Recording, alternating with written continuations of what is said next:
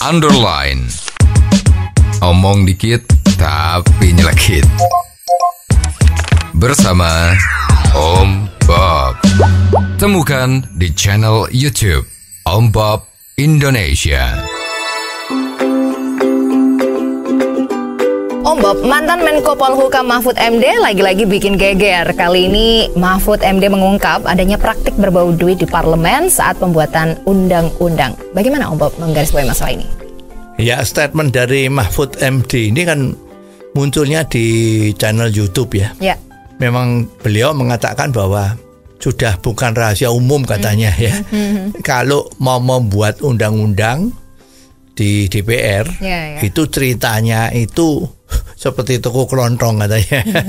Ya, jadi orang kalau ada berkepentingan dengan peraturan undang-undang agar supaya bisnisnya bagus atau supaya segala sesuatunya itu bisa lancar, maka pasal-pasal di dalam undang-undang yang akan dibuat oleh DPR itu bisa diatur. Jadi kalau seperti zaman dahulu itu kan waktu itu terkenal sekali kan Menteri Luar Negeri kita itu kalau ngomong apa-apa pun, oh ya semua kan bisa diatur gitu ya, semua bisa diatur. Nah ini sekarang ada sinyalemen yang diberikan oleh Bapak mantan Menteri ini juga nadanya seperti itu. Nah ini kalau memang ini sudah terjadi kan, ya susah ya. Apakah memang betul nanti orang-orang kepercayaan yang dipilih oleh rakyat itu bisa menjalankan di dalam tugasnya itu secara untuk membela kepentingan rakyat. Ya, kalau memang bisa menerima pesanan, itu kan berarti membela kepentingan yang pesan. Ya. Nah, ini ada seorang mantan anggota DPR yang juga mengiyakan ya. Jadi bahwa ini bisa jadi betul karena pada saat itu terjadi yang namanya undang-undang tembakau ya. Itu undang-undang mengenai tembakau. Itu kan tembakau itu nggak boleh dijual di mana macam-macam itu kan jadi berkepanjangan kan. Nah itu juga pasal-pasalnya itu masih semacam karet yang bisa dinegosiasikan. Jadi akhirnya undang-undang tembakau ini menjadi yang sekarang.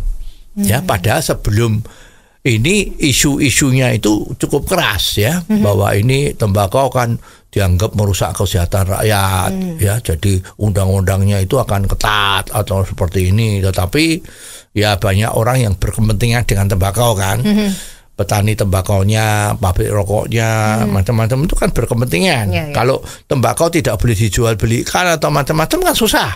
Akhirnya bisa membunuh jutaan orang kan, penghasilannya menjadi sangat berkurang. Maka katanya ya itu terjadi lobby-lobby. Ya, makanya pengesahan undang-undang tembakau itu kan tidak cepat. Pelan sekali karena alot ya, negosiasinya alot.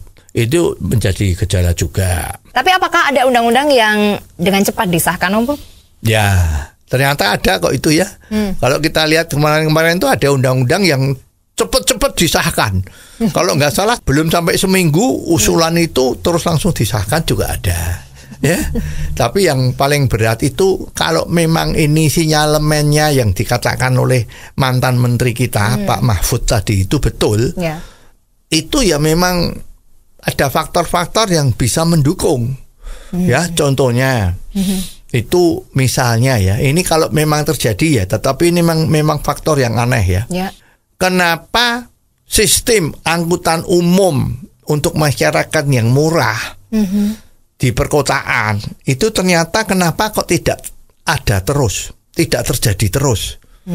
Nah, salah satu sebabnya kalau itu tidak ada angkutan kota yang enak, yang murah, yang bisa dinikmati oleh rakyat banyak, maka apa yang terjadi? Penjualan sepeda motor kan tidak akan laris seperti ini. Karena tidak ada transportasi umum yang murah dan nyaman, maka orang berbondong-bondong beli sepeda motor. Nah ini kan seperti itu kan. Nah ini kenapa? Kan banyak yang tanya juga, kok seperti itu ya? Ah tuh ya. Nah terus juga ada lagi nih, sekarang minuman keras. Ya itu kan sempat keluar dari DPR dulu bahwa minuman keras hanya boleh dijual, terutama bir ya. Bir itu yang minuman keras yang paling ringan. Itu hanya boleh dijual di hotel-hotel internasional yang melayani asing. Supermarket sudah tidak boleh. Lah ini apa ada yang main? Karena terbukti banyak minuman keras oplosan itu yang diproduksi dan dijual di mana-mana. Kemarin Gubernur KDM kita kan kelihatan tuh di YouTube-nya itu bahwa dia menemui beberapa kios-kios kecil di kampung-kampung itu menyediakan minuman keras bukan dari pabrik tapi oplosan. Nah ini ada apa? Kok seperti itu? Terus ada lagi sekarang judi. DPR kan melarang judi. Betul. Itu kan jangan diresmikan. Gitu kan? Ada apa? Karena ada judi liar, judi gelap yang terjadi. Katanya judi gelap itu ada backingnya. Ya, saya ketangkap kemarin kan, judi yang pakai roulette itu. Itu kan satu bangunan gedung itu banyak lantainya yang ada judi roulette-nya, ketangkep. Nah itu katanya ada backingnya. Nah kalau memang judi itu nggak bisa diatasi dan itu pajaknya besar. Kan ada suara juga, kenapa tidak diresmikan? Karena kalau kita lihat kasino di Singapura yang ada 2, satu di Pulau Santoso, satu di MBS, itu begitu ramainya, banyak orang Indonesia di sana, main semua. Itu pajaknya gede sekali kan, maupun di Malaysia di Ginting. Ya Indonesia yang sudah banyak suara harusnya diresmikan daripada ini devisanya lari ke luar negeri untuk pada main judi, kenapa tidak diresmikan? Nah ini katanya ya itu juga ada yang lobby-lobby. Bisa-bisa oknum-oknum dari kasino Singapura, kasino Malaysia itu yang lobby. Jangan, judi itu jelek. Ya, tidak sesuai dengan agama yang baik, misalnya begitu. Tujuannya supaya DPR melarang. Agar supaya uang judi itu larinya ke Malaysia atau ke Singapura atau ke Makau. Nah sekarang Jepang juga mau buka, Manila, Filipina juga buka, Australia apalagi.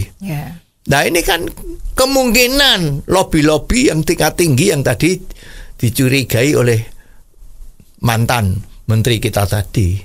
Ya jadi memang hal-hal seperti ini diperlukan mentalitas yang kuat dari anggota DPR kita itu agar betul-betul mempunyai jiwa integritas yang bagus, agar supaya Indonesia itu bisa maju, yang ditunjang oleh peraturan-peraturan yang benar, yang objektif, bukan benar menurut golongan-golongan tertentu yang sebetulnya ada batu di balik udangnya itu.